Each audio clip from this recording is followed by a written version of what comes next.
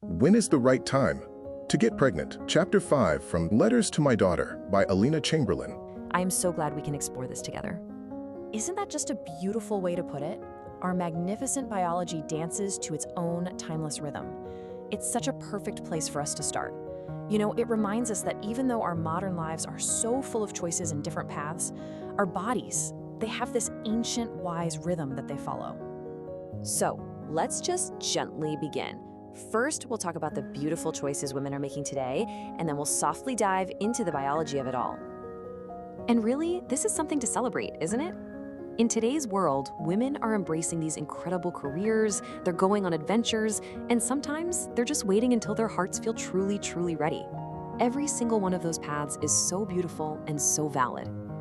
Okay, so now let's shift a little bit and explore what our biology has to say about an optimal window for pregnancy. And I want to be really clear, this is not about some scary deadline. It's more like a season of abundance when our bodies are just naturally in harmony for conception. So, from a purely biological standpoint, that season we're talking about is often seen as being between the ages of 19 and 35. This is the time when the body's natural systems are, well, they're pretty much at their peak, perfectly prepared for carrying a pregnancy.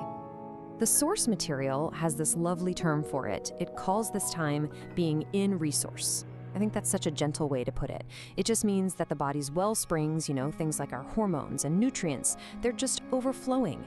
It creates this really harmonious, welcoming environment for pregnancy to begin. So, why does this window shine so bright? Well, it really comes down to a few key things. Your hormonal balance is often at its most radiant peak. The quality of your egg cells is at its very highest. And your whole reproductive system is it's working in this serene harmony. It all adds up to fertility being generally more reliable. And all of that beautiful inner harmony, it has real, tangible benefits. When you conceive within this window, it can significantly reduce the likelihood of certain complications, things like miscarriage, preeclampsia, and gestational diabetes.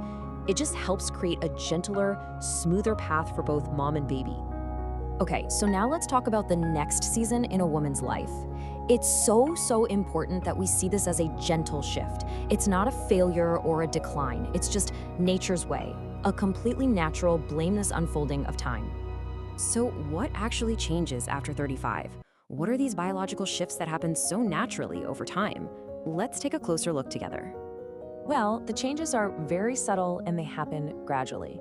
There's a gentle decline in the number of our oocytes, those are our egg cells, and there's also a gentle decline in their quality. Because of this, there's also a tender rise in the risk of what are called chromosomal variations. And to help put just one part of this into perspective, let's look at the risk of miscarriage. For women under 35, the rates are lower. But as you can see, for women over 40, that risk naturally rises to about 30 to 40%.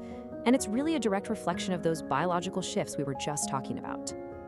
Yeah, looking at it side by side like this makes it pretty clear. Those same risks we mentioned before, miscarriage, preeclampsia, gestational diabetes, the chance of them happening does tend to increase as we get older.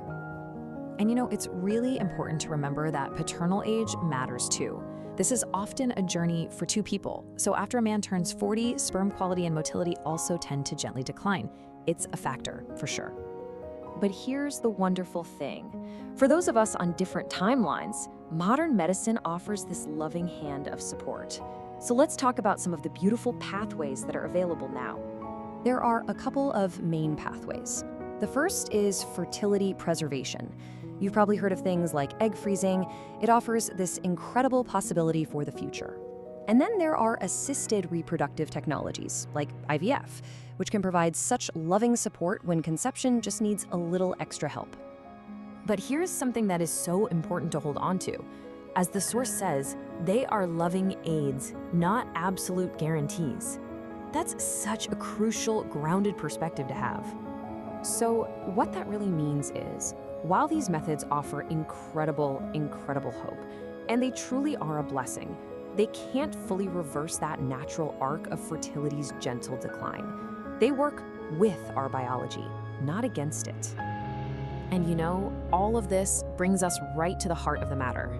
Your journey, your choice. This is not, and I repeat, not about pressure. It's all about information for your own empowerment. This quote just says it all, doesn't it? This is not about pressure or a ticking clock. It is about information and empowerment. The goal here is to give you a tool, something that helps you understand, not something that creates anxiety or makes you feel rushed. Yeah, the entire goal is to gift you and your partner these profound tools so you can make deeply informed choices about your own future, choices that feel right in your soul. So, after all of this, what is the most beautiful answer to the question, when is the right time?